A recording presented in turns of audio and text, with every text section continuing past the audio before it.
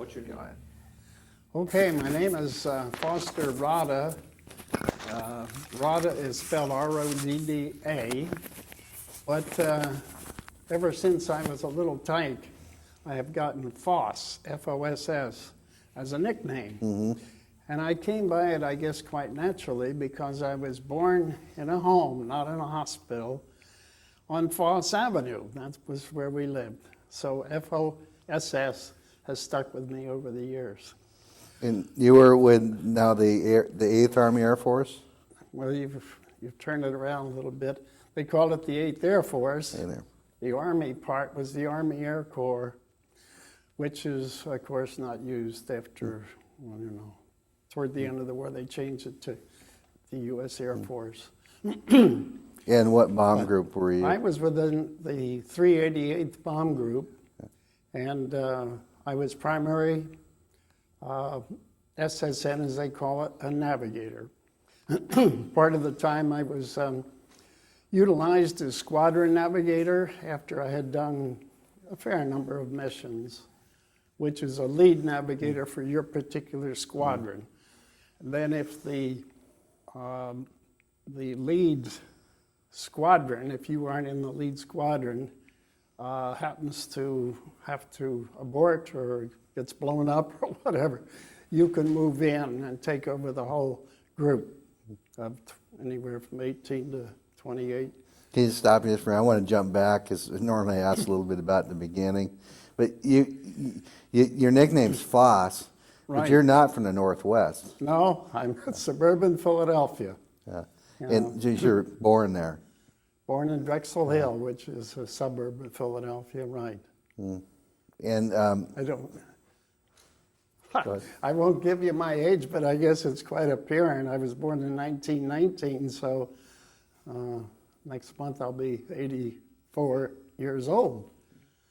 So look pretty healthy for 84, I'll say that. I would never have guessed. thank you. Yeah. And Some of the things, however, we may talk about may be a little bit faded and foggy in my mind because we're talking 60 years ago. no, that's okay.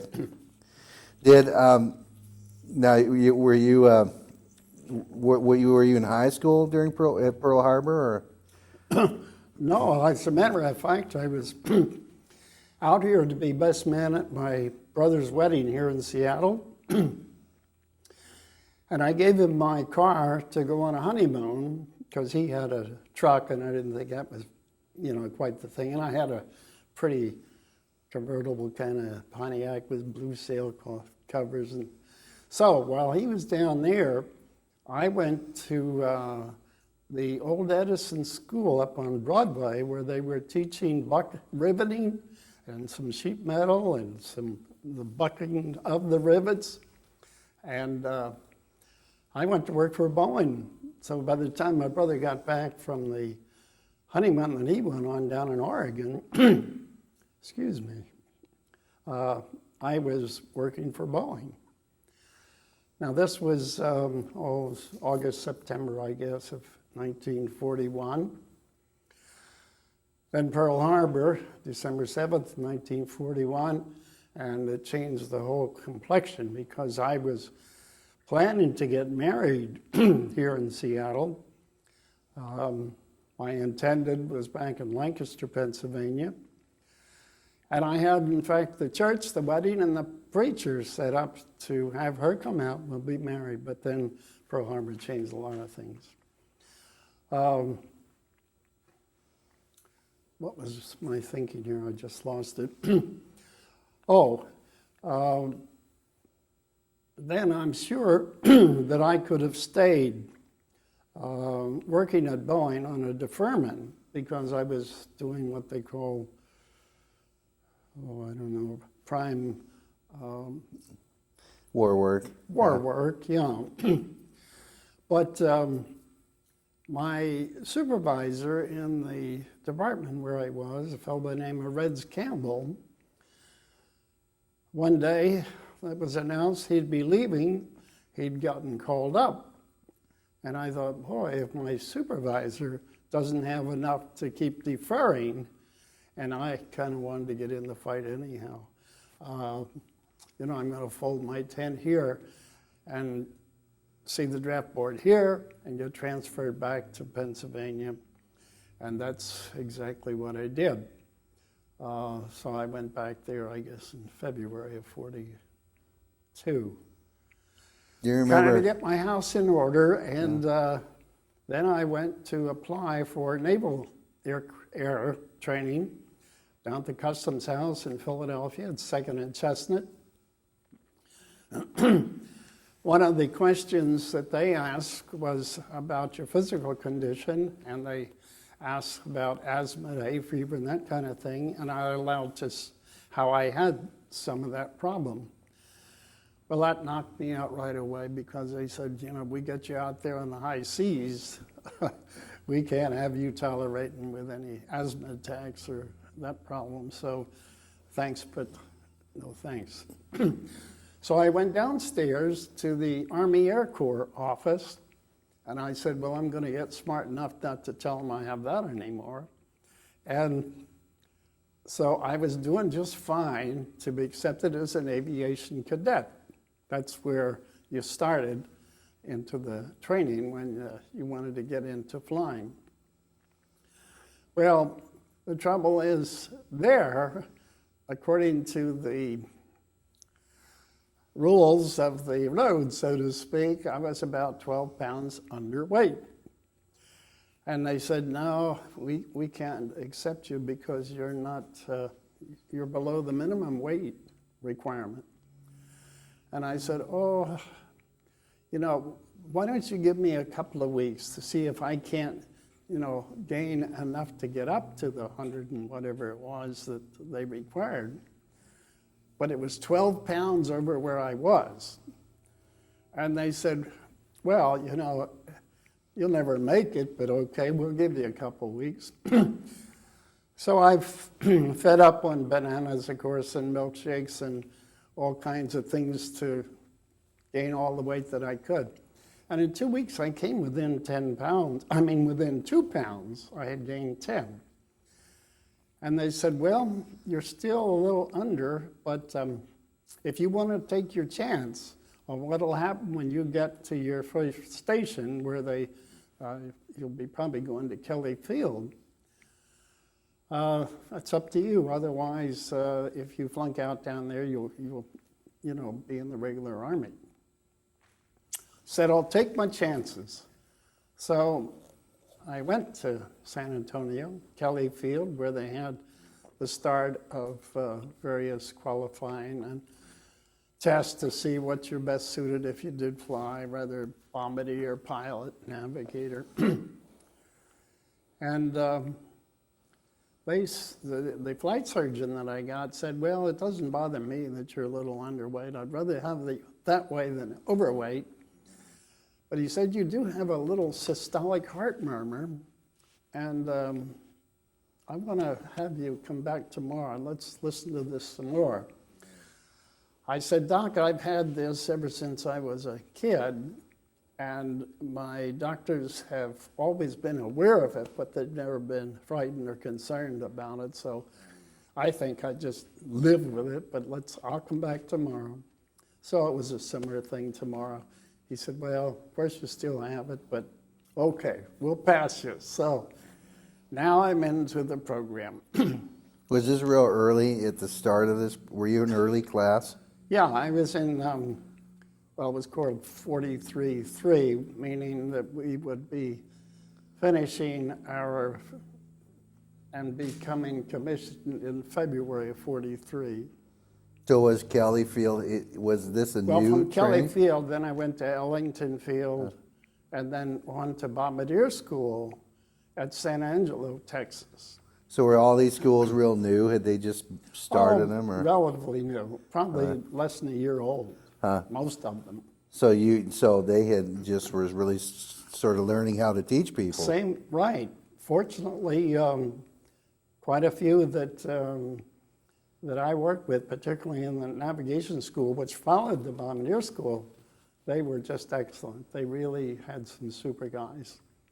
So Texas was sort of the hub of the training command for the Army Air Corps at that time. There was some in Santa Ana, California, but most of it in Texas. So was it a question between you being a bombardier and navigator? Was that the two?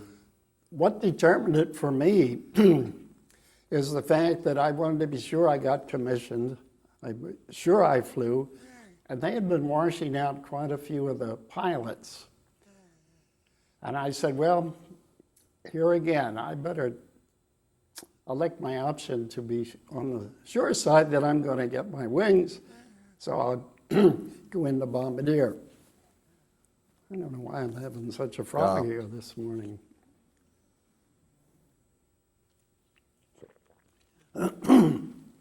So that's where I went, and went to San Angelo, Texas, and was commissioned in February '43. Now, a group of us were, I guess we did well enough in our basic stuff and in our book work that they said, we're going to send you to navigation school as a student officer. So I ended up in San Marcos, Texas, I think after a couple of weeks to slip home, and started 3 months, yeah, I think it was. Yeah, February through May, I guess, going through navigation training. I think that the reason, excuse me, I should have rested before I started this taping, I guess. They wanted a fair number of us cadets and then student officers to train to be bombardier and navigator. It was a SSN 1037, so that we could be dual rated to fly B-26s, B-29s, B-29s in the Pacific. But the B-29's production had not moved as fast as they thought it might. So we didn't go there. Instead, we went the other way to England with the 8th Air Force. And my primary duty then was navigator, not bombardier. But I would certainly back up the bombardier if something happened to him.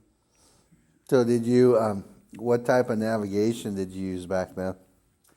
Back in the States? What were you trained to do? Was it celestial? We did the whole thing, you know, cross-country, celestial navigation, a lot of DR navigation, which is called dead reckoning, you know, taking certain headings for a certain time at certain indicated airspeeds and true airspeeds, and taking into account drift and your wind on the craft. Day missions, night missions, the whole kind of ball and wax.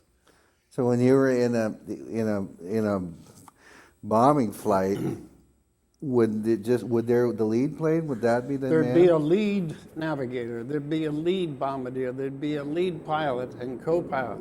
And often the co-pilot of the lead craft was one of the top operational officers in our group would go, maybe a Lieutenant Colonel Cox or something like that.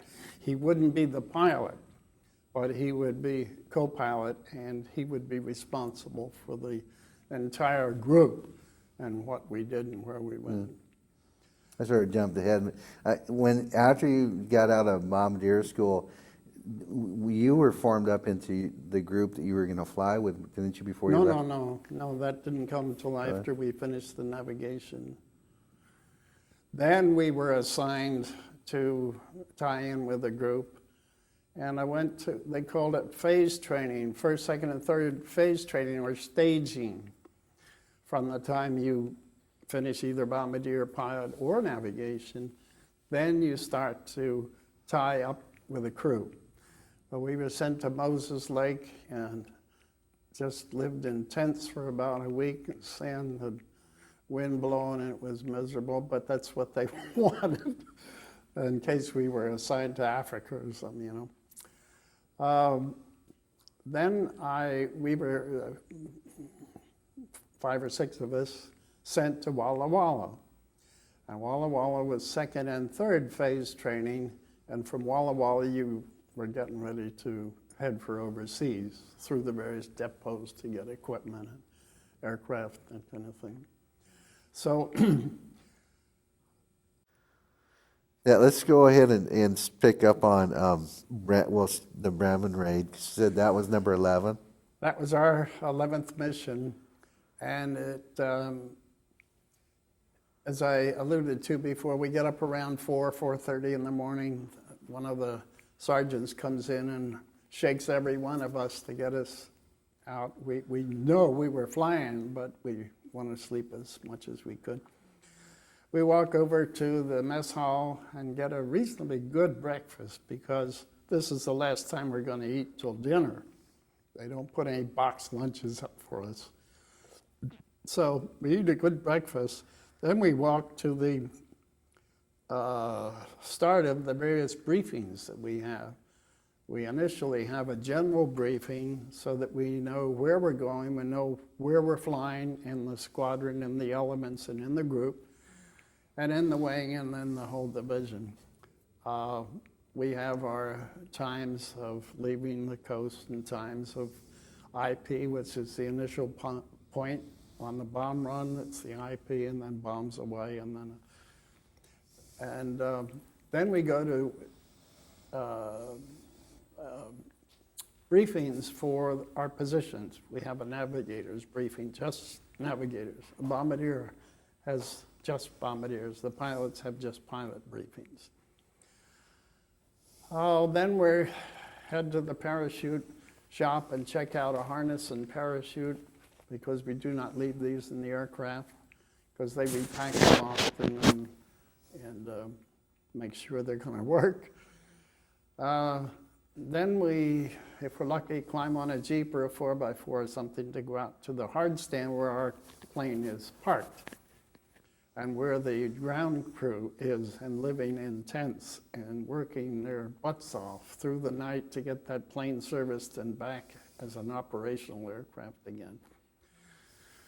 And then we still have a lot of work doing in pre-flight in the aircraft. As a navigator, I probably don't have as much as some of the others, but I've got to get all my stuff out of my case and set up and make sure my astro compass is going to work and that kind of thing. Bombardier has to, uncap his Norden bomb sight and make sure it's working and the switches and fuses and everything are going to be okay. And of course, the armor and the gunners are the ones that have the most work because they have to load all the belts of 50 caliber. They've got to, their guns are already clean, but they've got to reassemble them, put them on their station and, set them up. The bombs are probably about finished being loaded, whatever they're going to be, by the ground armor people.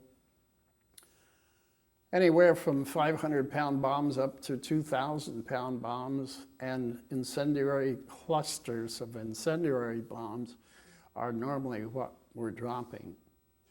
And so they finish loading those and close the bomb bay doors. The bombardier will make sure that the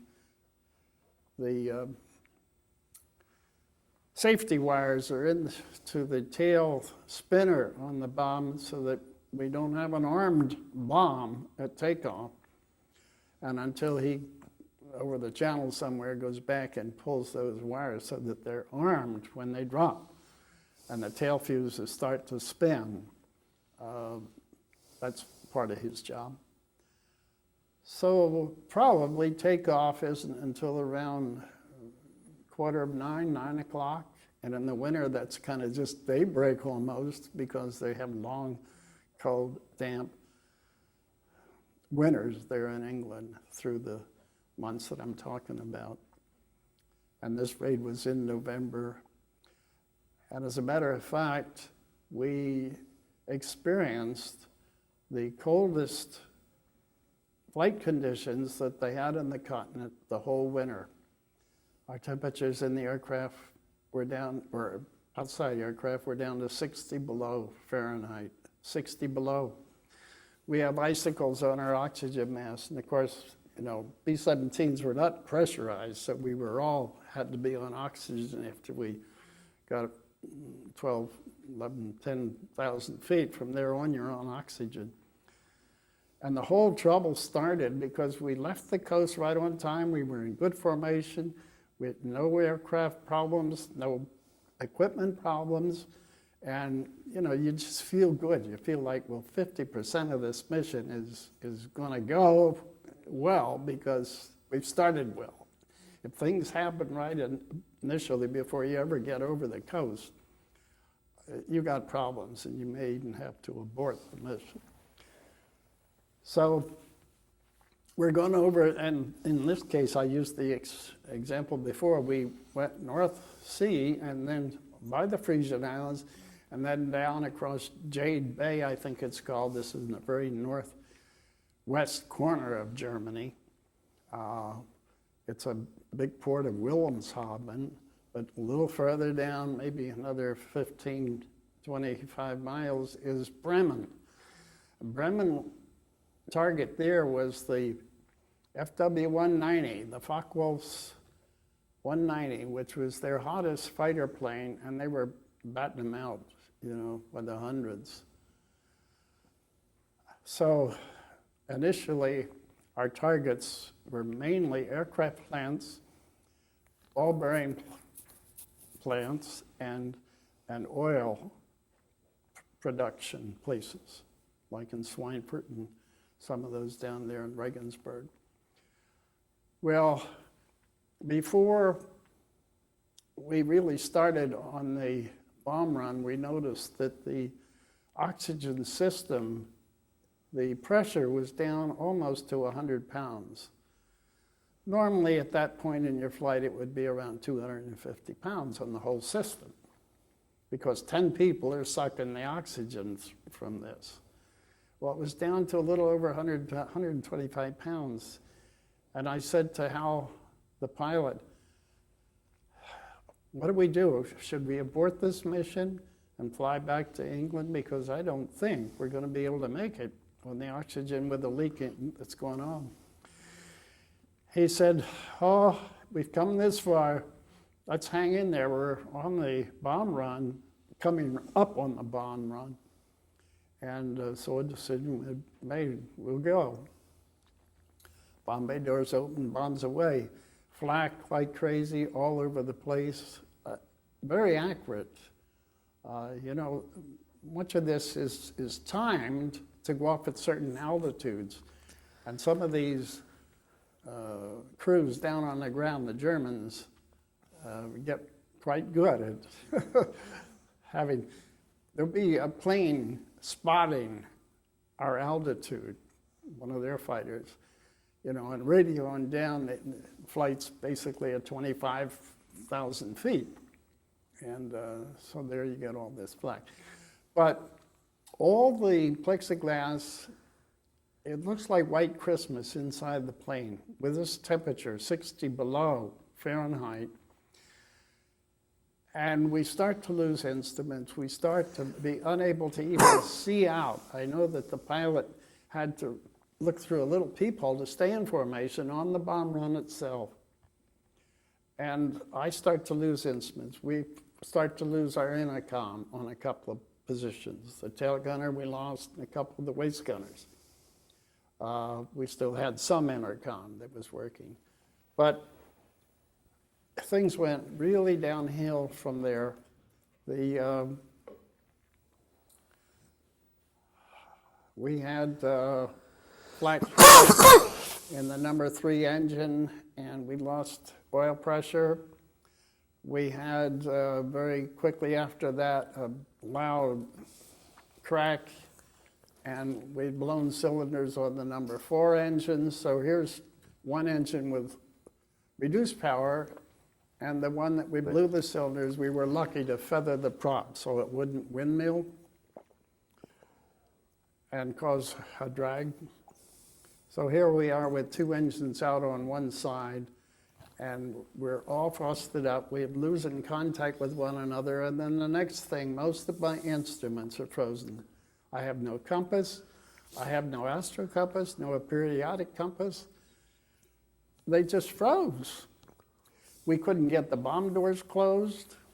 They were frozen open. We heard from the ball turret gunner, he mumbled something about on a few remaining intercom things we had, something about doors. And, you know, Billy Four, my bombardier, and I both figured, well, the doors aren't closing, because they didn't have any lights to let you know when they were open or closed like they certainly would today. So we have people passing out. We were told the tail gunner has passed out, the right waist gunner is laying on the floor because of lack of oxygen. So we had the pilot and co-pilot go on portable walk-around oxygen bottles.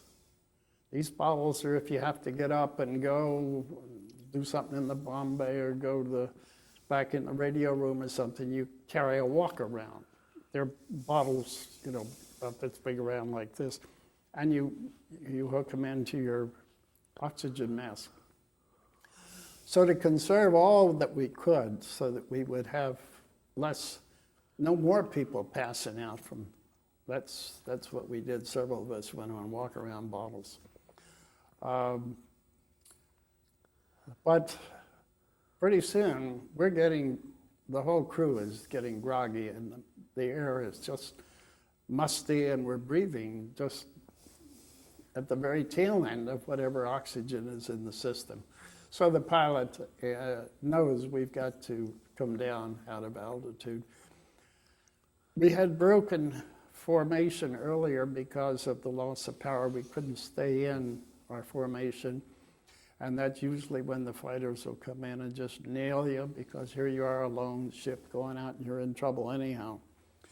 I don't know how we got so lucky, but there was no fighter that picked us up at that point. But when we got down between the overcast and undercast at around 10,000 feet, where we could get out of our oxygen mask and start to breathe, two ME-109s spot us, and they head for us, and our pilot was quick enough to spot a big cumulus cloud ahead, dove into the cloud, did 180 degrees turn, heading back the way we came, and we lost both of them. They lost us. So then we dropped down, and again, we're into the undercast, I guess somewhere below 7,000 feet. Instruments are starting to come back, but not enough for me to have compass readings yet. And it's still pretty frosty in the whole plane itself, the nose, the instruments, the pilot, the co-pilot.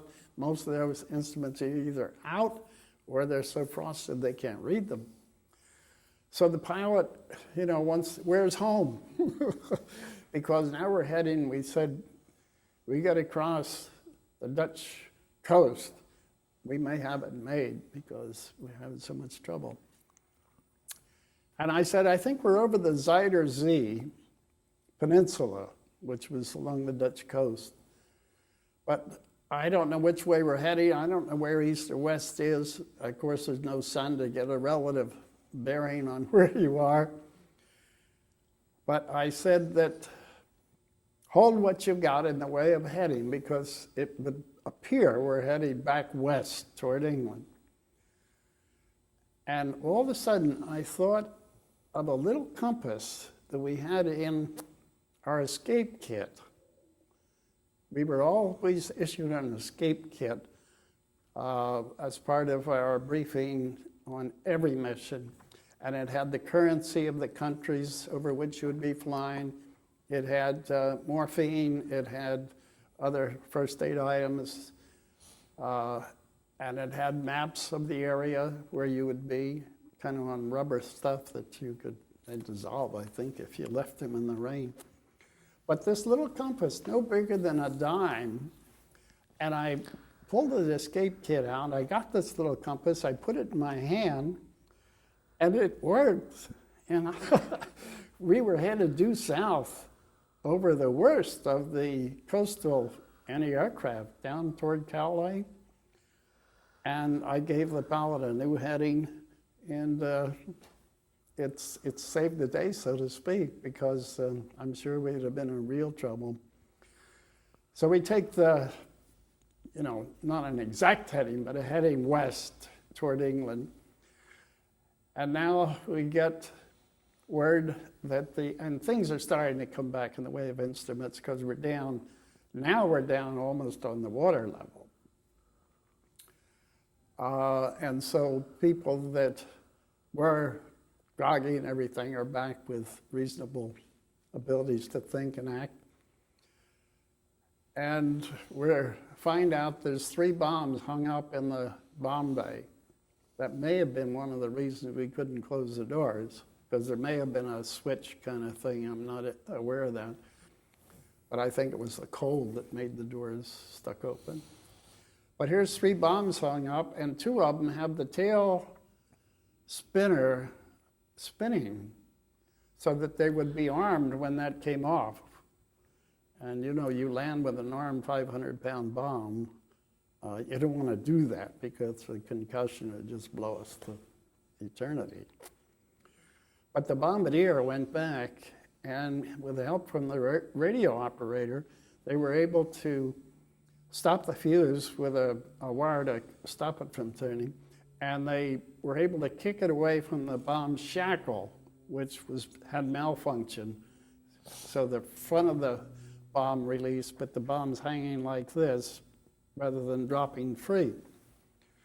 So we go up about 1,000 feet, even though we're lost power. We are able to climb a little bit and drop the eggs, as we call them, into the sea. They did. One of them explode. I think the other one didn't, because we had able to put the safety wire in it. Because we felt this big concussion, but so then we dropped back down to skim in the water.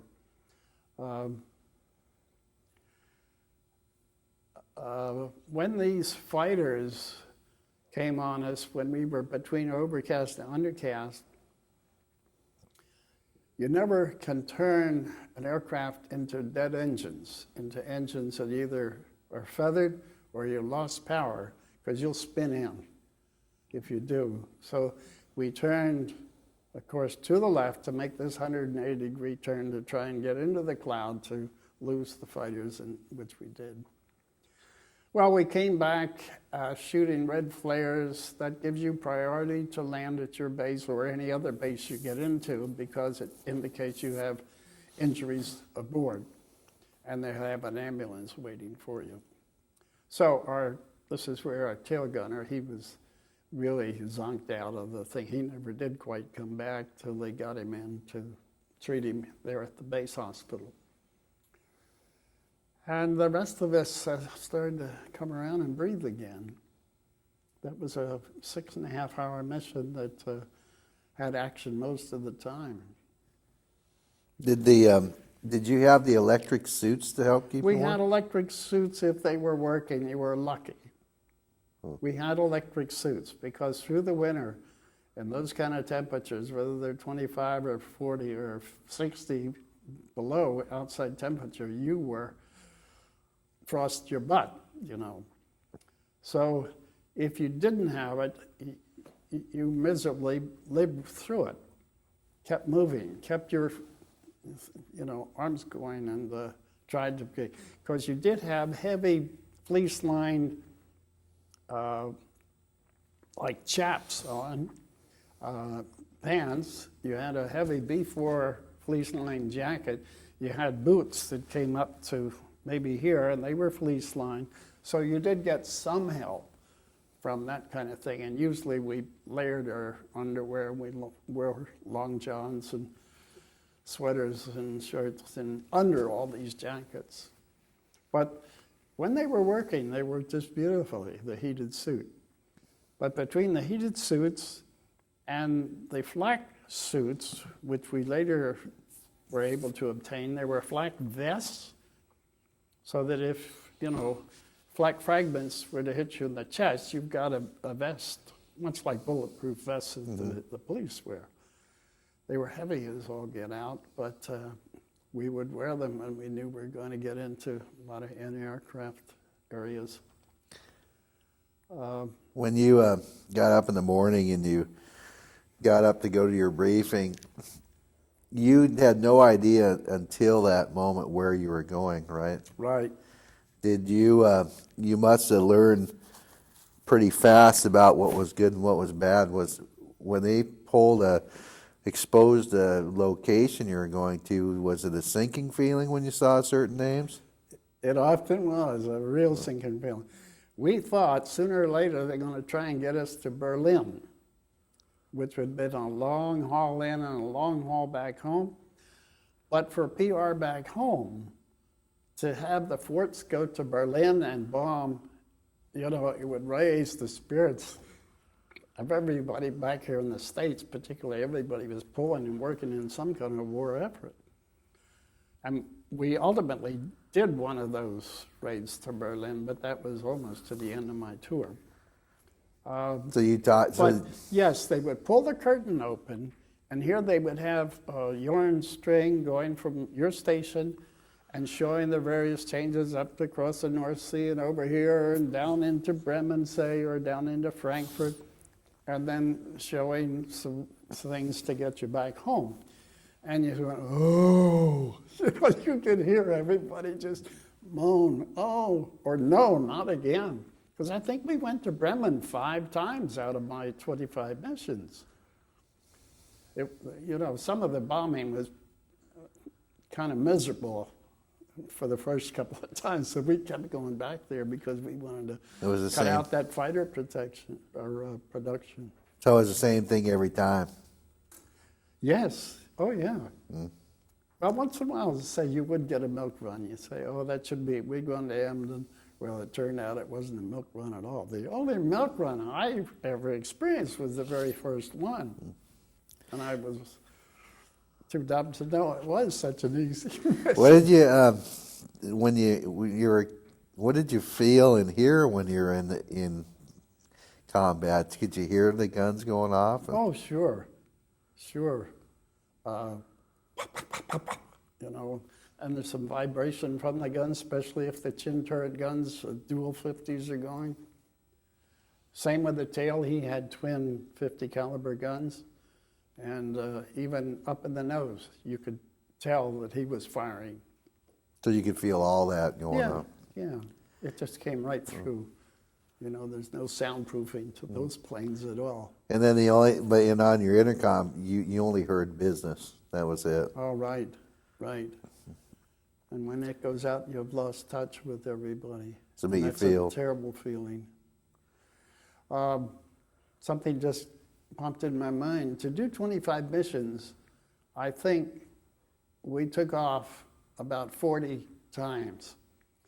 We had so many missions that were scrubbed when 3rd Bomb Headquarters decided, oh no, the weather has turned sour, we're going to lose all kinds of aircraft, we're going to have trouble with fuels running out on the long Schweinfurt mission or something. So they'd scrub it. They'd radio, and the radio operator would tell the pilot, our mission's scrubbed, and the lead ship would get the word first, and then he would start to take a turn, and we all followed to go back home. So these were aborted or scrubbed missions, and we hated them. You got up early. You went through all that. You went through the briefings. You went through working together. You went out to the hard stand. You loaded in the dark, and you taxied off, and every 40 seconds a plane was taken off. And you get up over the North Sea or you get across the channel, and the whole thing is scrubbed. Hundreds of airplanes are returning back. It used to be only about 225 in our first missions. And of course, after I finished, they had over 1,000 in the 8th Bomber Command. But, oh, we hated those aborted missions because you don't get counted. Unless you're over enemy territory, you don't get it counted as a mission. So you wanted Oh, yeah, we're up here, let's do it. You know. But as I say, to do 25, I'm sure we had takeoffs and briefings and everything of probably close to 40 missions. So by the third mission, when you went to a briefing, you got off the ground, you were experiencing the anticipation of the fear, I take it. I think we were still a little bit feeling that we were invincible. I mean, the other aircraft would be hit and blow up and get on fire and spin in and parachutes and all that kind of stuff, but you know, it won't happen to us as long as we hang together in equipment. If your equipment goes bad, engines go out, or you have a fire aboard, that's the worst thing, because you're carrying all this high-octane fuel in the wing tanks.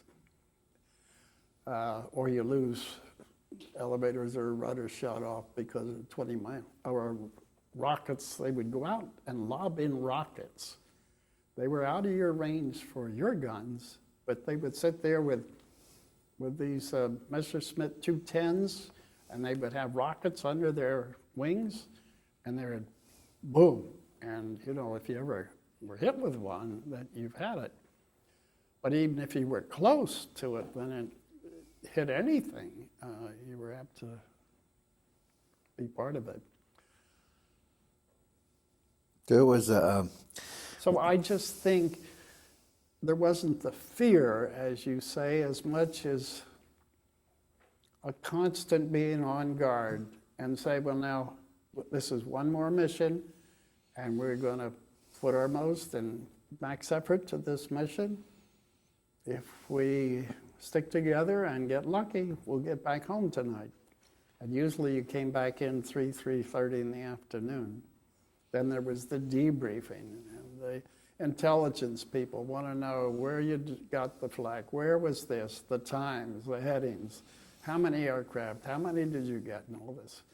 And you'd have a good hour and a half of this debriefing. And here you're hungry. They did give you a little bit of, the Red Cross was there and gave us a donut and coffee. But some of the groups, they'd give them a shot of whiskey when they got back in. I don't know what happened to our stations. We never had any. Our bar at the Officers Club was well stocked, but they never bought it out on the flight line. when you were back from a mission, when you were in the Officers Club, on your time off, did you try to live as much as possible? Was it? Yeah, when we knew we were not alerted for a flight the next day, number one, we probably slept in to try and catch up. We catch up on our letter writing back home because I tried to write as often as I could. All our letters, of course, were censored, and some of mine were pretty well chopped up by the time. In fact, Ken will find most of those letters in that book that I wrote to my wife. I've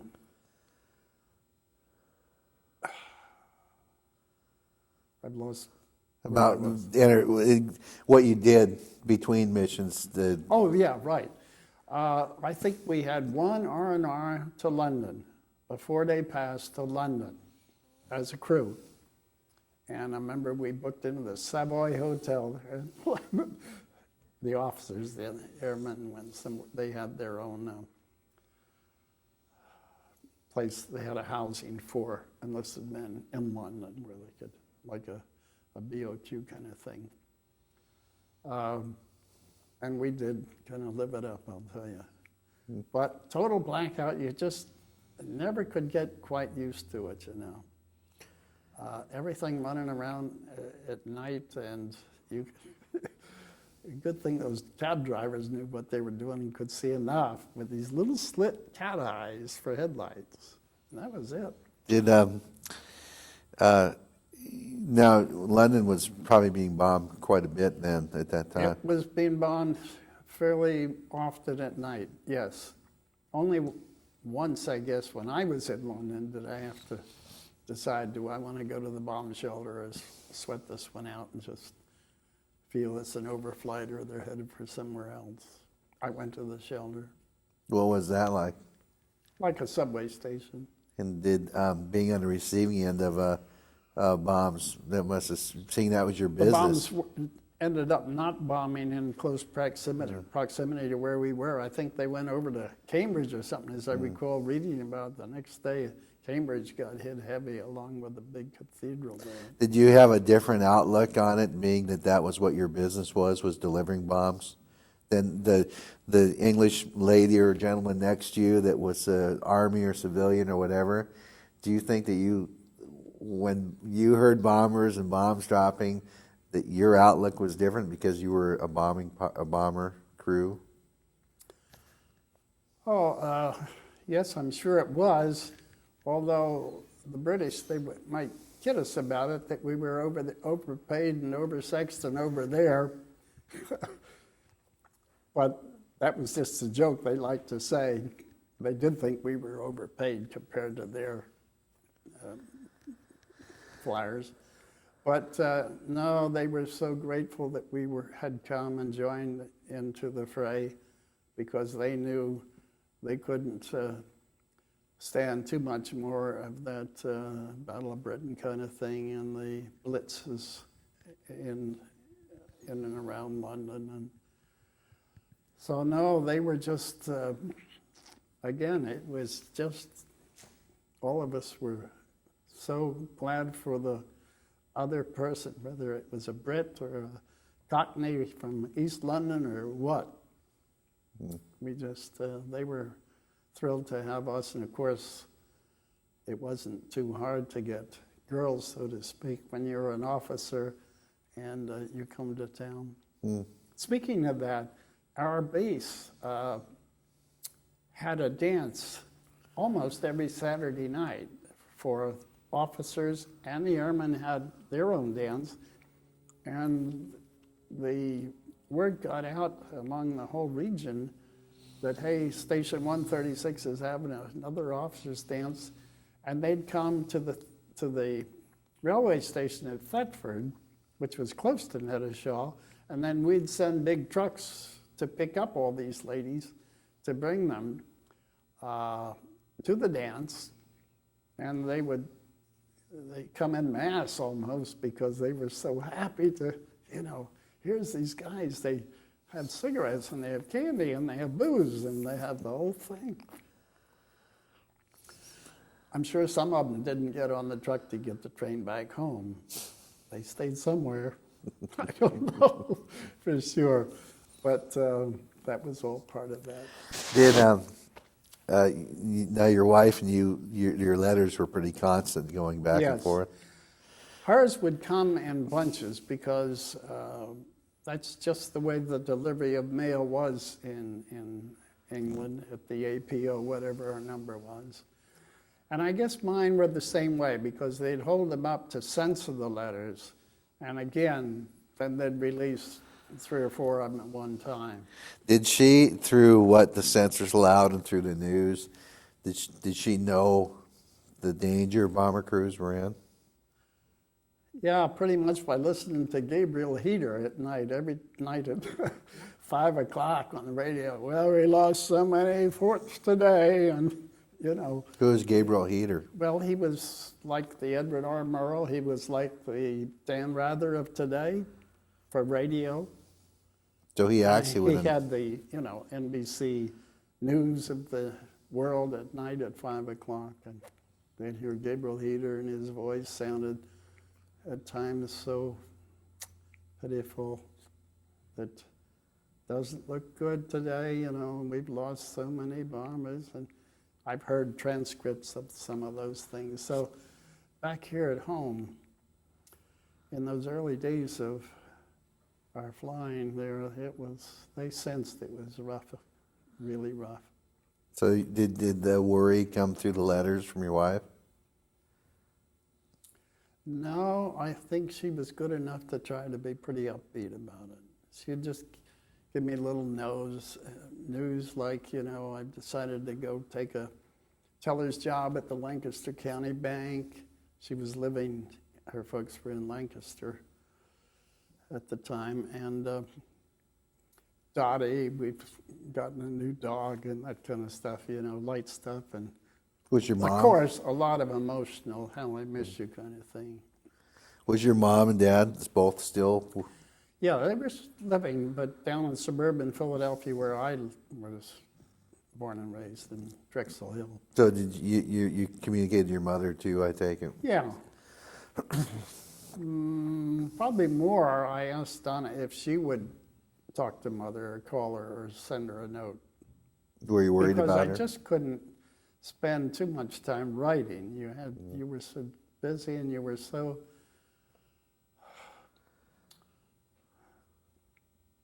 your time off was so little that you made the most of it. And between sleeping, letter writing, and eating up and drinking, I think. So did you, drinking, was that a big thing to relieve the tension? Well, the drinking. I wasn't much. I like beer, and I'm sure some of the guys got zonked. That was their release, and they'd fall apart coming back in their bicycles from the officers' club to the Quonset hut where they slept, and they ended up in the field somewhere. Just a little of all that. Did you talk about missions when you were back? Did you and other crews talk about what had happened? Oh, yeah. Yeah, especially at dinner when we had, and dinner usually for the ones who were flying was at a pretty established time. We all ate together. Officers ate together. Yeah, we'd share about things that happened on that mission and things that went wrong, things that went well. But there wasn't a lot of that because you were so often alerted for another mission the next day that you just, once you landed and got out of your flying equipment, turned in your parachute and got out of briefing and everything, you were so happy to have that one out of the way that you didn't massage it too much. Mm-hmm. Did you said that you've always felt invincible. Was there a point that you sort of saw your mortality? I mean, that you didn't feel as invincible? Well, let me put it this way. Today you would say I was a man of faith, and I was. And I put a lot of faith that the Lord was going to somehow get me through. And there wasn't much I was going to be able to do to save my skin when people were shooting at me from, planes and from the ground. And the plane, if it had problems. But, and I don't want to say, the Lord, you're the last resort kind of thing, but I did. I somehow felt that if the Lord wants me to live through this, He'll bring me through it, and I'll finish my missions. And the closer I got toward 25 missions, the more tedious about it you felt. Oh, I've come this far. Do you think I'm going to get 4 more done to get my 25 in? Mm. So some of those late missions were pretty apprehensive as far as what your thinking was. Did were you a spiritual person before you went into the military? Yes, but I think I'd grown pretty much away, like most young teenagers do, from the church. I grew up in a church that was a very strong Presbyterian church in Philadelphia, 10th Presbyterian Church. Dr. Donald Gray Barnhouse was a pastor. He was well known across the country. He had a NBC radio show weekly, and he was just a very forceful pastor. And so, much of that was inbred into me.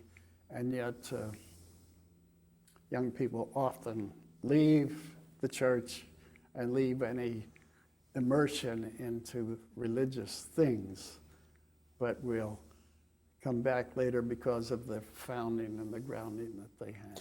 Did and I think you mentioned this, but you did find yourself lapsing into prayer occasionally, huh? Did you? Well, these were silent prayers. That you thought, if you're listening, God? Yes. Well, I knew God was listening because I felt his presence with me. But I didn't have time to pray to God when I was on a mission, I'll tell you. Too many other things going on. Does the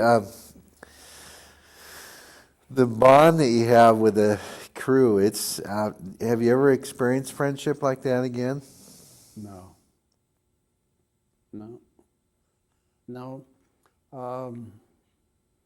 Even within my relations today with the church situation that I'm in, and I've been chairman of finance committee and Christian ed and the whole bit and teaching and but nothing like that was and never will again. It's hard to imagine unless you were part of a crew how knit you were and how much you depended on one another and how it was a day-to-day living. I've lived through it one more day and we're going for it.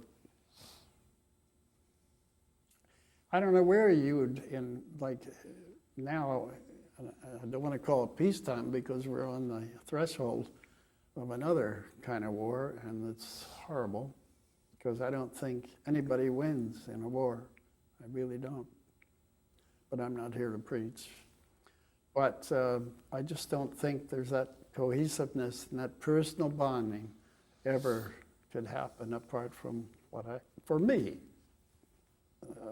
experienced.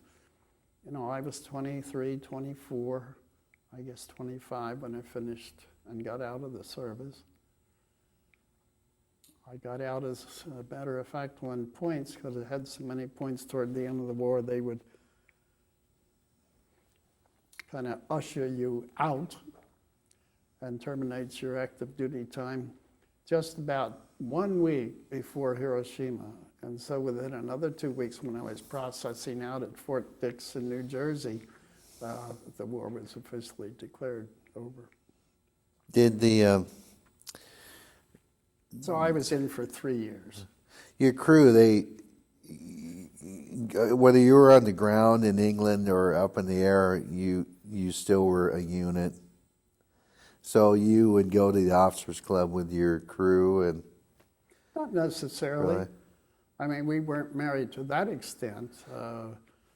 If I wanted to see the movie tonight or something, and the other 3 guys said, "Hey, we're going over to the lounge and have a drink," I said, "Go ahead, I'll be joining But you you later." would share if a crew member... We weren't married to one another. But you would know if someone had...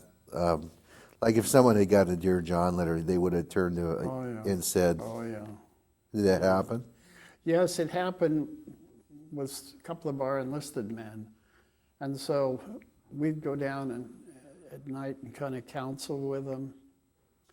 And they didn't elect maybe to go to the chaplain because they were too proud to let it know that this had been a pretty low blow for them.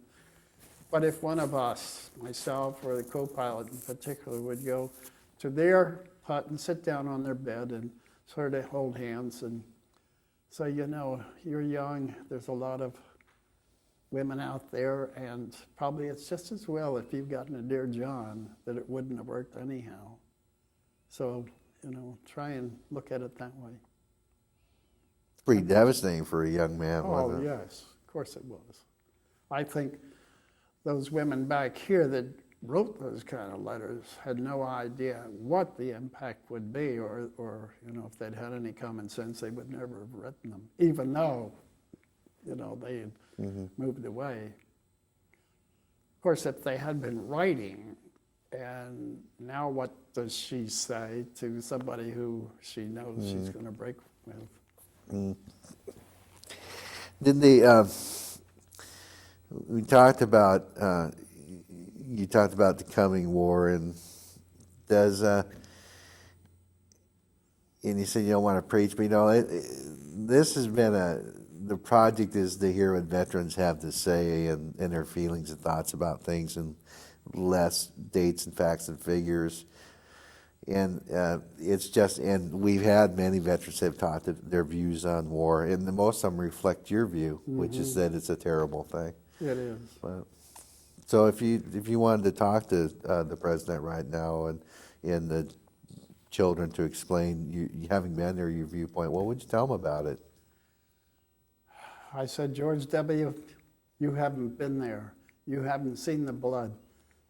You haven't seen what happens to the civilians, families blown apart, hundreds, thousands killed. For what? What are you after? I mean, we've got defenses that won't quit here in the States. Leave them alone. Let them work out their own thing. Worry maybe more about North Korea's missile possibilities. But I'm with Senator Byrd. I heard him the other night, and I thought he was excellent. That was his. He said, we have never perpetrated or started a war. Why are we doing it now? What are we going to win by it anyhow? And we're going to spend billions of dollars. Yeah, World War II was different, wasn't it? It was. Yes. Oh, that was a different war. We did have something to win. Adolf Hitler was making encroachments and gobbling up countries all over Europe. And I'm sure ultimately, if we had not joined with England, they would have gone into England. And that's a real empire and power. And, it's kind of down the tube from there. So he couldn't stand on the sidelines then? No. Oh, no. We had every reason to be in it. We didn't start this war, but we're going to help end this war. And our British, of course, are very close allies, always have been. And so I think it was the singing of the Lusitania or something that finally triggered us into knowing that we were going to join them. Do you think about that when in your time in England and in your bomb group? Do you think about where your bombs are going, or are you so high up in the air that it's... You're so far, you're 5-6 miles up, and you just can't let that prey on you, because your bombs aren't always going to hit where they're supposed to hit.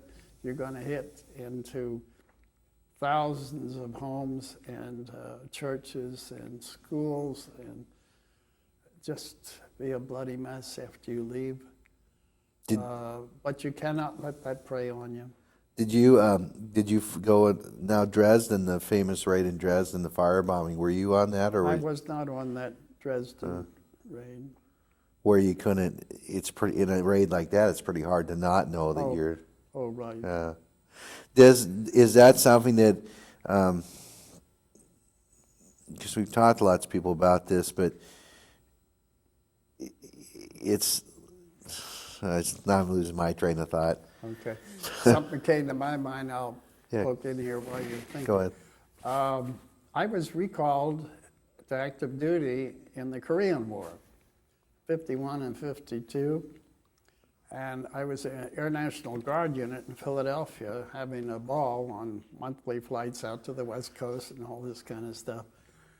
But then wham, they activated all 22 Air National Guard units across the country when this Korean thing came to a head. And oddly enough, I was sent out to Fairchild, what used to be Geiger Field at Spokane.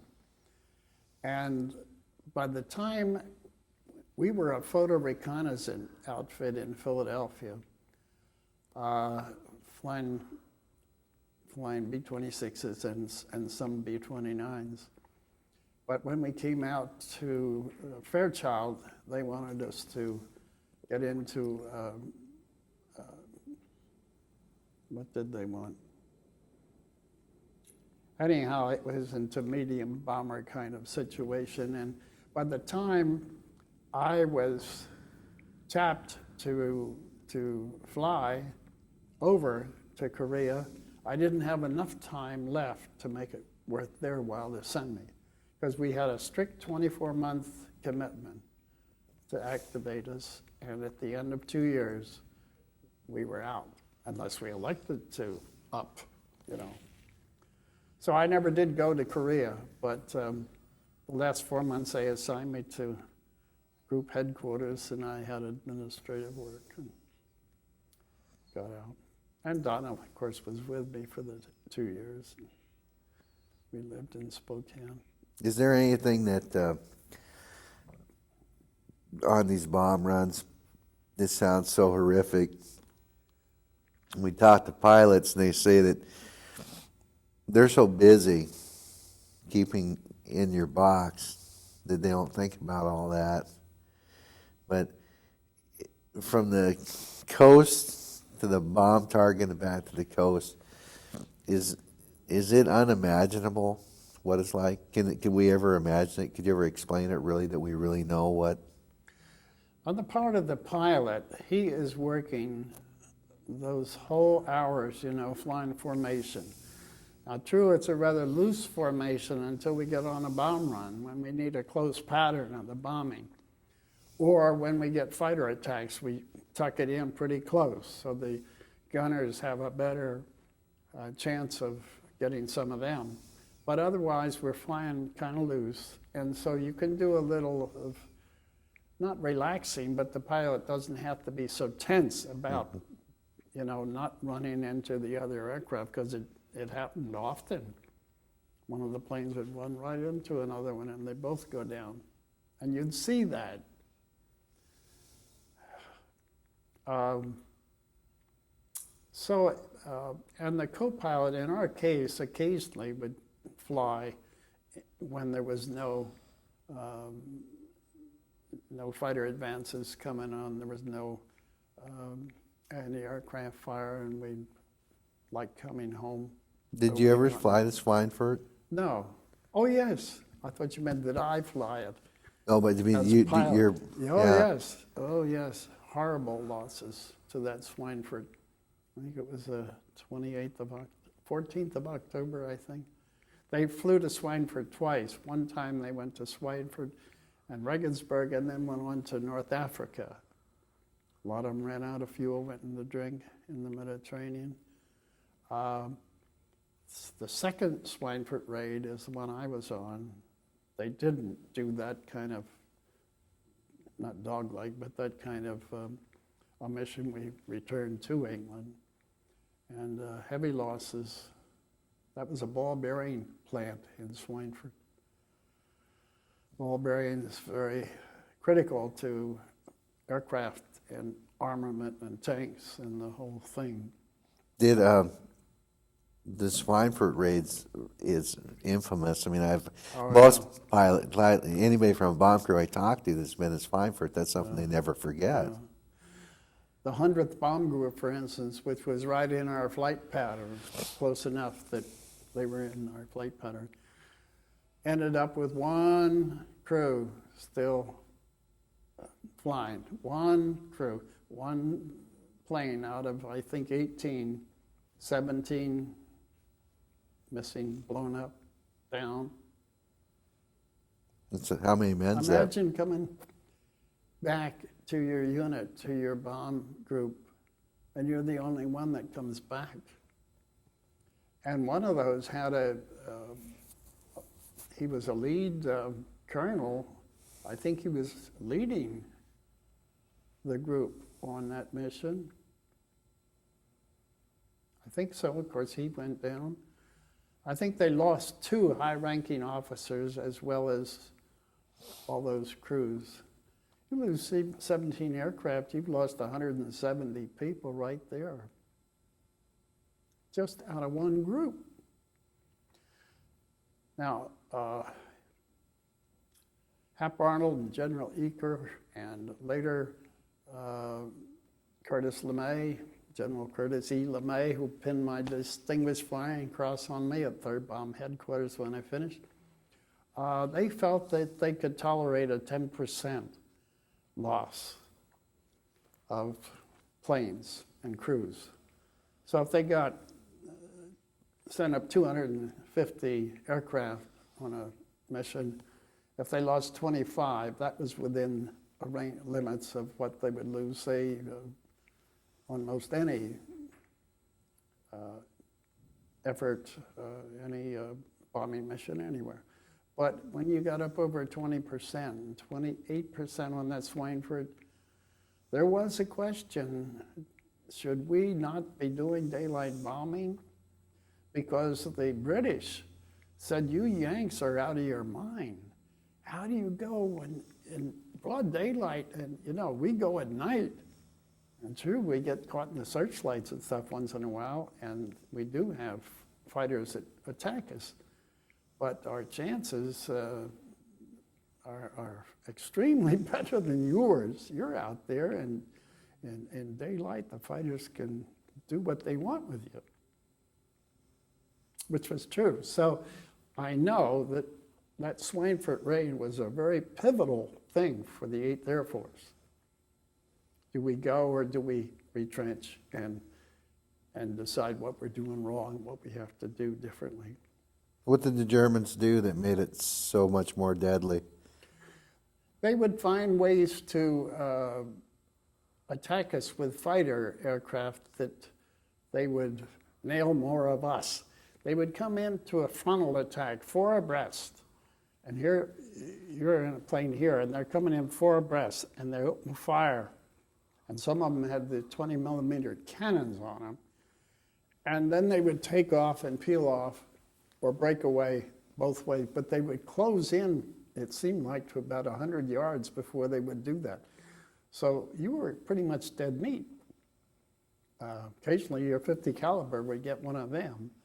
But then they were coming in from the sun.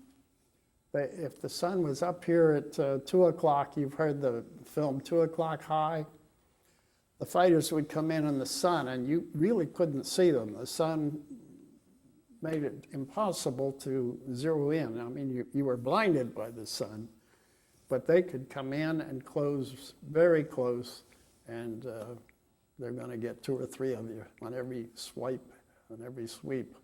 Did you feel? They were finding ways to get at us, even in spite of the increased and the better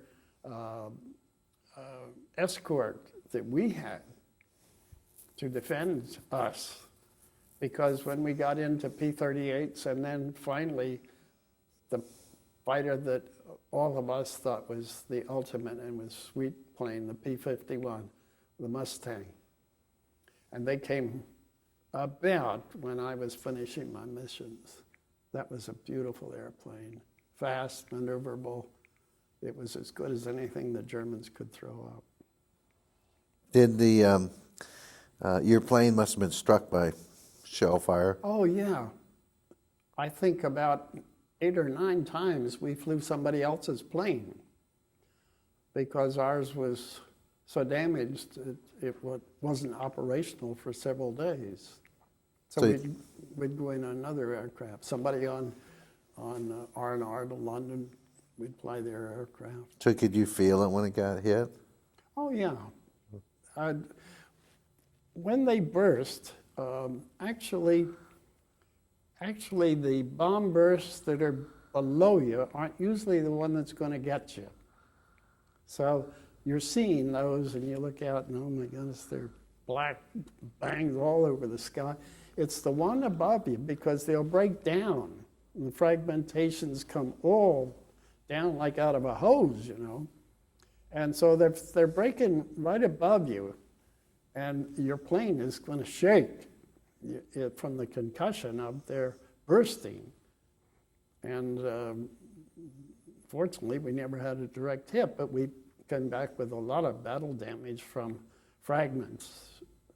One time, didn't mention this, but when you get into the really worst, you'll put a metal helmet on, like they were in the trenches, And one time I had one fragment came right through the skin of the aircraft. I was standing up at the time, and oh, went through the top of my helmet. If I hadn't had it on, I'm sure I wouldn't have made it. But, it just cut right through a top, about 3 inches long. But it's the ones that are breaking above you that are the most vicious. That you need to really worry about. It's fine for being in your position. You must have seen, how far up in the group were you? Were you forward or? I don't even specifically remember. It was pretty early in my 25 missions when we did that Schweinfurt. I don't know where we were flying. When you got onto where we were in the box. I know we weren't leading the group. When you got into a bomb run and the bombardier was doing his thing, and you must have had a few minutes to sit there and just wait, I suppose, because didn't fighters sort of fell away when you got into the... Yeah, they'd go off and out of range of the anti-aircraft, and that's when you'd get plenty of anti-aircraft if you were going like large cities like Wilhelmshaven or Emden or Gdynia or Bremen or whatever. So it was the anti-aircraft that you had for that whole bomb run that was, had you pretty... So you could do nothing. There wasn't much the navigator at that point. Of course, the IP into the target, maybe it was only 10 or 15 minutes at most, 10 minutes. Because once you were on that run from the initial point to the bomb, you had no evasive action whatsoever. You were locked in. In fact, your northern bomb sight took over and flew that aircraft, for range,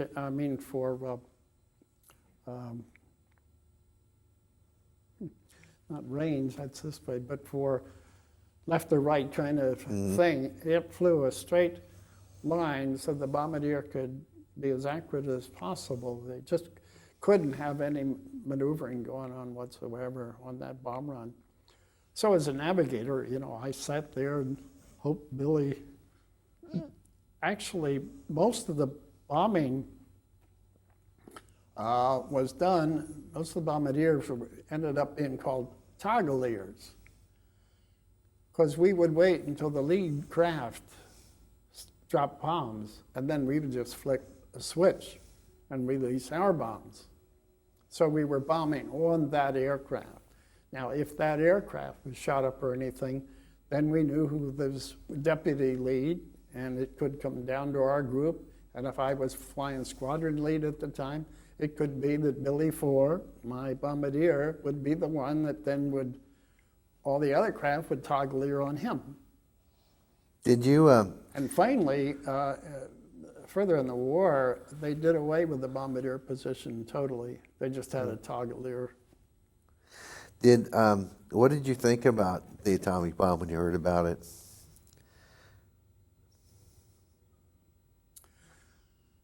I guess in one sense I think, thank God. I think this is going to be over. But the more I realized what a Holocaust it caused in the lives and the burning of people and children and women. But I guess I thought if that's what it takes, it certainly shortened the war. Because if we hadn't on Hiroshima and Nagasaki, we probably would have gone on another 6, 7 months before we could get enough of our own bombing and then troops into Japan to have them call quits. Might have needed that to get them to stop, I suppose. See, at the point I was on, as I told you, on my way out, processing through Fort Dix, and when the Hiroshima bomb was dropped. And as I say, I think my reaction at the time was, oh, thank the Lord, this is the beginning of the end. Even though I'm getting out, somewhere this carnage has to end. Mm-hmm. Did you ever, when you were flying over Europe, Who was your enemy? Was it in your mind? Was it the people of Germany, or was it the country, or was it a party, or? It was the German war people of the South. What did we call them?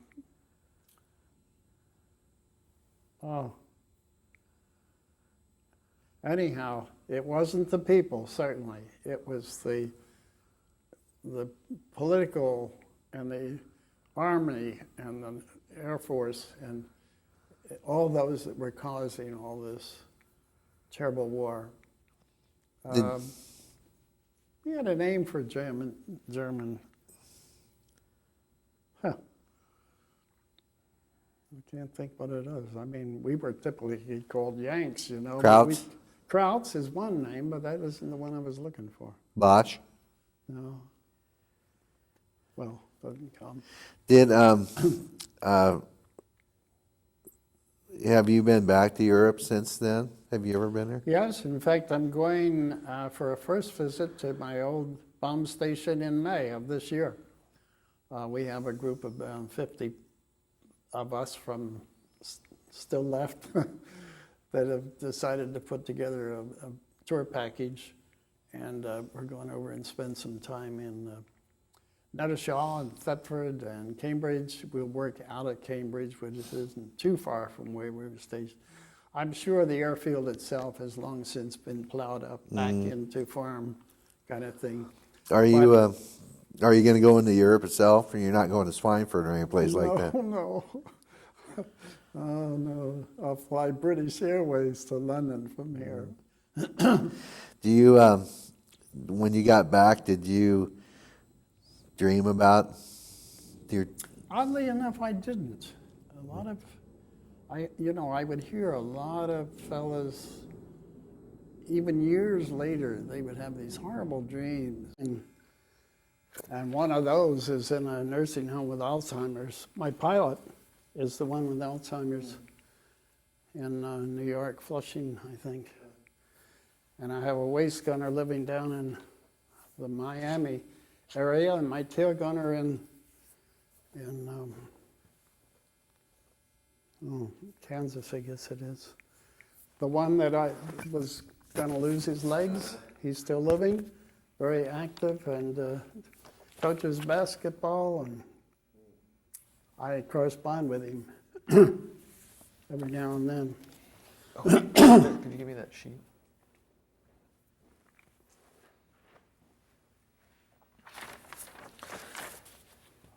This is the one thing I was gonna. Oh, yeah. Yeah, here was a swipe raid on the 14th of October, but that was the second one to Schweinfurt.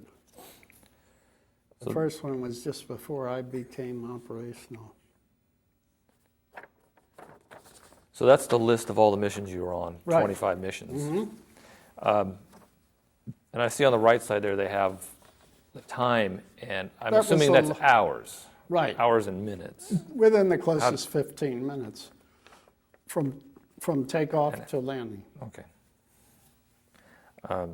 So I show 179 combat hours here, but actually there were many more hours in the air because of all these aborted and scrubbed missions. I noticed that there's an extra 9.5 added there at the bottom.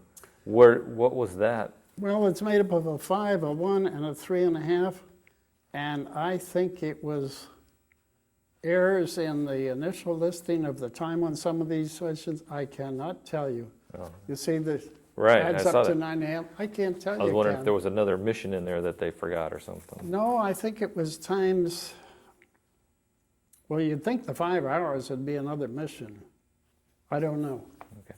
But I know that I was told to add 9.5 hours to this total. So also, it was a period of over, according to those dates, of about 5 months that you did all your missions. Yeah. I came over the end of September and finished up in February, toward the end of February. So your actual time over there was only about 5 months, or were you there 4.5, 5 months. Right. before a long time and after a No. long time? No, we were operational, I think, about 2 weeks after we got to England. So this September, this book run raid to Reims on the 26th of September, I would guess we got there early September. Landed in Liverpool off the ship. Well, so that's an intense 4 or 5 months then. Oh, yeah. Oh, yeah, I could never live through that again. No, I can't imagine.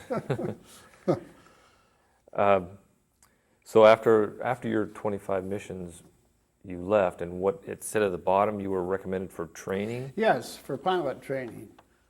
Because, again, I was always wanting to go through pilot training, but unfortunately, when I came back to the States, they had plenty of pilots in the cadre around the country, so I couldn't get it. So they sent, after 2 weeks in Atlantic City, in R&R at the Ritz Hotel there, I think, I was assigned to the 4th Ferrying Group in Memphis, Tennessee. Now, they were ferrying aircraft mainly to Africa, but, and mainly they were the A-20, the new A-26, the B-26s, B-25s, smaller twin engine rather than the big bombers.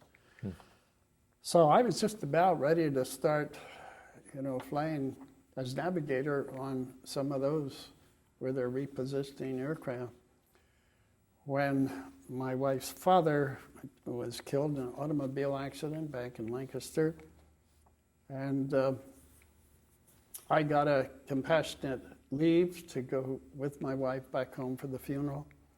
On the way home, on a plane, we went on different planes because I knew that she could very likely be bumped, even though she was on a compassionate kind of thing. She was not on orders like I was. So I said, now if you get bumped anywhere, because there were several stops en route from Memphis to Philadelphia, then you can have my seat, because I'm in the plane right in back of you, 45 minutes, an hour behind. She sat next to a Major Crystal, and this was, my wife hadn't flown that much, maybe twice before in her life. And Major Crystal sensed that she was a little apprehensive about things before he took off. And so he closed the curtain and started to, just visit with her. What's your husband doing? Where is he? And how come you're on this flight and all that? It ended up, he said, well, after the funeral, why don't you have Lieutenant Rodda come to New York to my office at 1 Park Avenue. I think we would like to, because there weren't too many returnees at this point. I was one of the early persons back. And he was charged of all navigational training aids with the Air Force. To make it very short here, I ended up with his job. Oh. I became, it was Assistant Chief Air Staff Training Aids Division. We belonged in the Pentagon, but there was no space for offices down there. So we were at 1 Park Avenue, which is pretty nice, 33rd and Park Avenue. We kept some aircraft that we used to travel around the country out at Mitchell Field in Long Island. So for the remaining time in the service, that's what I was doing. Wow. Pretty important position, by the way. And I won't go into what it entailed, but I was charged with all the training, navigational training aids throughout the Air Force. Wow. Most of it, of course, in the U.S. Take that away so I don't hear the rattling. One more question about the mission. I know that they changed the amount of missions later on. Right. How did you miss that? I mean, what was the time frame and how they figure all that out? They went to 30 missions. About the time of the invasion, around June of 44. And then they went, as I mentioned earlier, to 35 missions as a tour toward the end of the thing over there, because there wasn't near the losses then, and we had heavy fighter protection, and they had heavy losses, and we were then, into the continent with Right. ground troops. So you just kind of missed it, So I missed it, yes. fortunately. When I finished 25, if you'd offered me $1 million to do a 26th, I said, take your money. You were done. I was just that thankful to be through it and still alive and, no injuries whatsoever. That's great. Now, back to the bombing, that you mentioned a bomb wire. How did that work? I mean, I didn't. It's just a long copper safety wire. It's actually just a length of wire, and it was placed in the tail end of all the bombs when they were loaded in the plane on the shackles, so that the spinner, the tail fuse spinner, wouldn't start to spin off and arm the bomb. As long as that safety wire, or there was a name for it, was in there, that spinner couldn't go, so the bomb couldn't be detonated. Even if we'd crashed or something, probably we wouldn't have any exploded bombs. But after we assembled and got started across the Channel or across the North Sea, the bombardier would go back and take all these arming wires out. Okay. Then when the bomb is dropped, the force of it going through the air spins off that spinner at the tail, and now the bomb is armed. So the spinner actually spins and detaches Yeah. from the bomb. Flies and is gone. And okay, so that's all right. Another thing you mentioned was feathering the props when you lost an engine. What does that mean, and how does that work? If you feather a prop, you turn these are 3-blade propellers on a B-17. You turn them directly into the wind so that they're not cutting through the air like normal. So you turn the blades directly into the wind so that the propellers don't windmill. If you can't turn them into the wind, and you've got an engine that's dead or blown or you've lost oil pressure or whatever, and that windmills as you're going through the air, in time you're going to have the prop fall off, fall away, maybe damage the wing when it does it. It's a drag that you can't imagine to have an engine that isn't putting out any power and yet it's pushing through the air. It's like part of the aircraft. So they call it feathering and turning the blades. Now, often, if you had enough damage in hydraulic lines and you couldn't feather, nothing to do about it. So you're talking about. You would hope the prop would drop away soon, So you're talking about the dead engine propellers feathering. Right. Oh, okay. yeah. Only the dead engine. Okay. Or one that you'd lost excessive power. I never knew that. So what kind of, I've always heard these stories about these planes being amazing to take all this damage and stuff. How much, you talked about it briefly, but how much kind of damage would it take that you'd get to spend 2 days in the shop or whatever? That you could actually fly back with all this I wish I could damage? show you some pictures that I have at home of the damage that flying fortress could accept or take and still be flyable and still fly home. It just was amazing. It was a very well-built, sturdy, tough airplane. What's the most that your actual plane took that, the worst mission that you had to put in a shop for 2 days? What kind of things happened? We had maybe 30-some anti-aircraft holes in the wing and in the rudder and in the fuselage. We had 1 or 2 where they cut into oil lines, and you lose oil pressure on the engines. We were, again, so lucky, but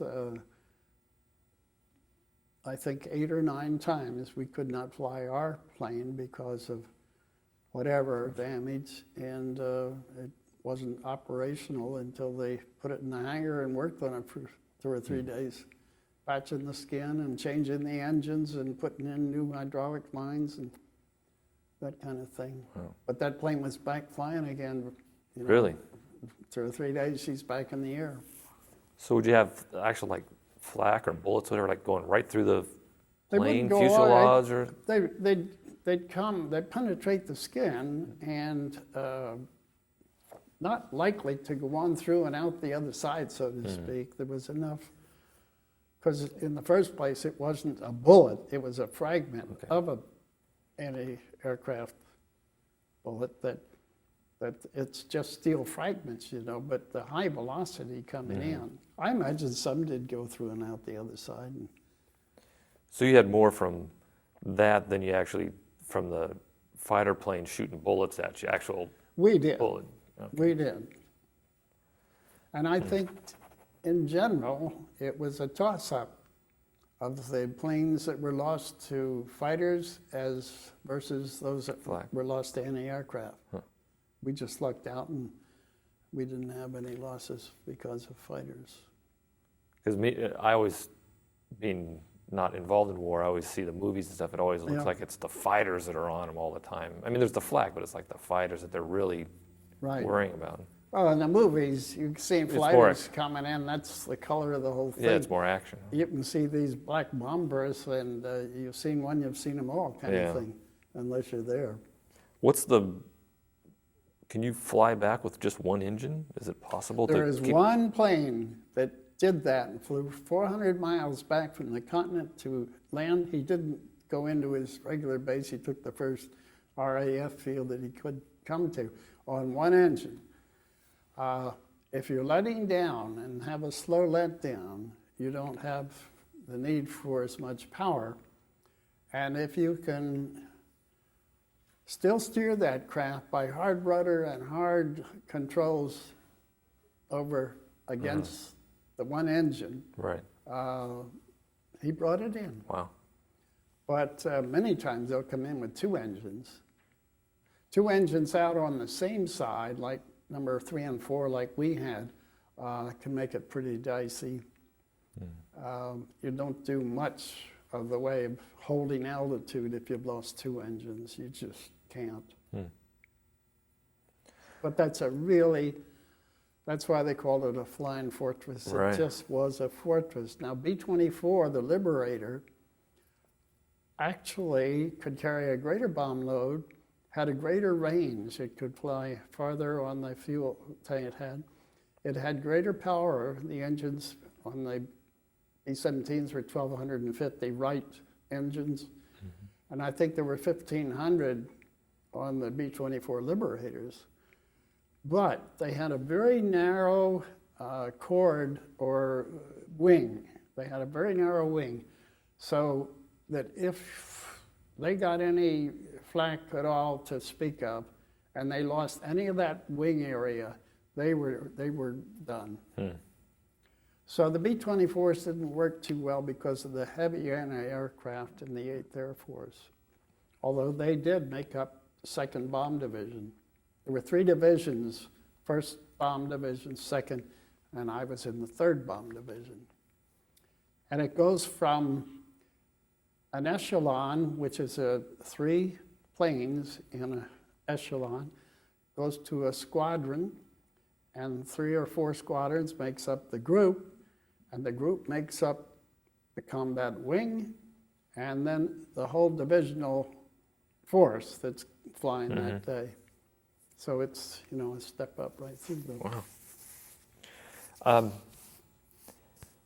Did you have an emotional attachment to your plane and your equipment that you used? Oh, absolutely. I hated to fly another craft that wasn't ours.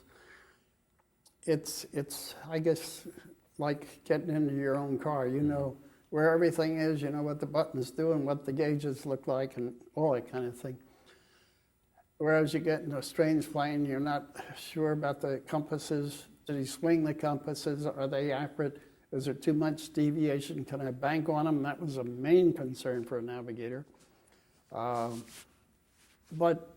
all the other equipment also is strange to you, and you don't know. It's fine for the one that that's his plane, Right. but it's awkward and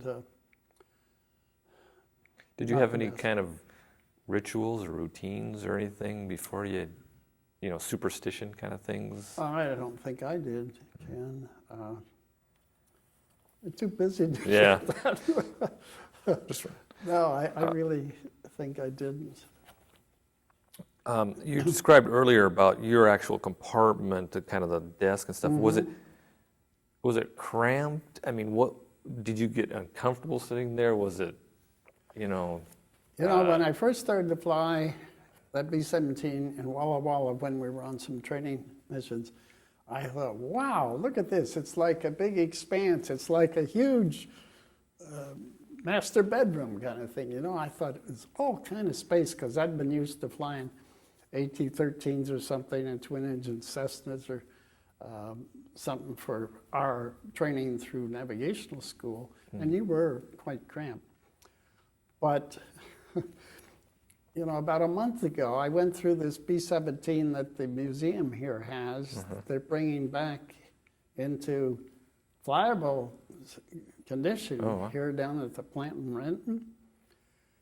And I had the privilege of being able to go through the plane because that's my old baby. Oh yeah.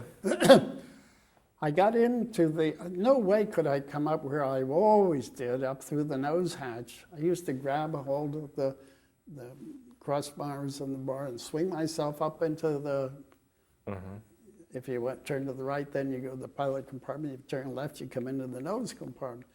I couldn't even think I wouldn't even get out that way. I had to have a ladder put down so they could drip down. But I came in through the waist door, and here I am dressed similar to the way I am now with a jacket. And I was walking through the bomb bay, and there's two big pillars, and the runway where you walk is about that wide, going from the radio room back to the waist gun positions.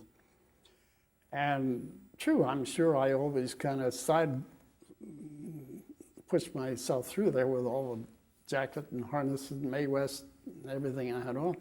I could hardly get through there now. And I thought, oh God, they've done something here. But no, that's the way it was.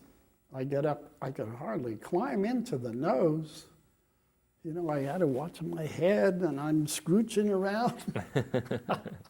What used to be huge was not today. Huh. That's interesting. In the nose, we are out of sight with anyone else. We can't see the pilot or co-pilot unless you stand up and there's a celestial plexiglass dome where if you stood up, you could look at the co-pilot and pilot through this plexiglass dome, which was meant for celestial navigation. We never used celestial navigation. Number one, we didn't fly at night. And, there was just no use made of it. Right. Too many things happening too much that to even.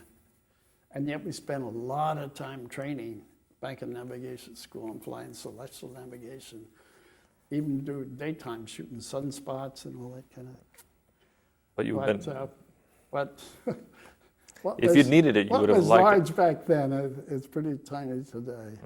My last question is, after you got back, what was the emotional feeling that you had when you saw your wife after?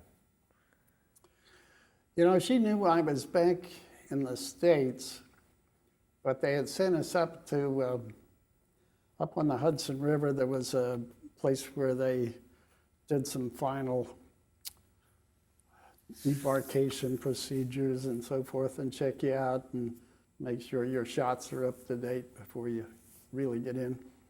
And then I went down to Patrick Henry, which is another one down Fort Patrick Henry in Virginia. And from there they cut orders for me to, I don't know what the length of the leave was that I got. And then the leave also included 2 weeks at Atlantic City after this 10-day or whatever it was. Well, as I say, my wife knew I was in the country, but she wasn't sure when I was actually going to knock on the door and come in. And she was living with her parents in Lancaster. Well, I came in off the train and took the little trolley. They had a trolley that went up Broad Street. I went to the house at 20 North Broad, and I just tried the door to see because they often didn't lock it. And I walked in. She was in the kitchen. Her mother was in the kind of living room, and she was the first to see me. She said, "Sissy," because she called my wife Sissy, not Donna. "Sissy, you can't believe, look who's here." Well, Donna hadn't had a chance to primp and lipstick and everything, and she'd been doing dishes, I think, in the kitchen. Oh, but I picked her off the floor and hugged her and kissed her, but she never forgave me for not letting her know I was coming that day. She said, "You could have called from Patrick Henry." And I said, "Yes, I could, but I thought I'd surprise you." That's excellent. Yeah. And you didn't care. You didn't care what No, you just like, no. I just want to see her. That's right. Great. Thank you very much. You're so welcome. It's been my pleasure, and I trust what you get is worthwhile showing Oh, this at has some been point. this has been a good one. Normally we do one and a little bit on the tapes, but you have a lot of good stuff, and I wanted to make sure we got Thank you, Ken. a lot of the good stuff. And then another, when we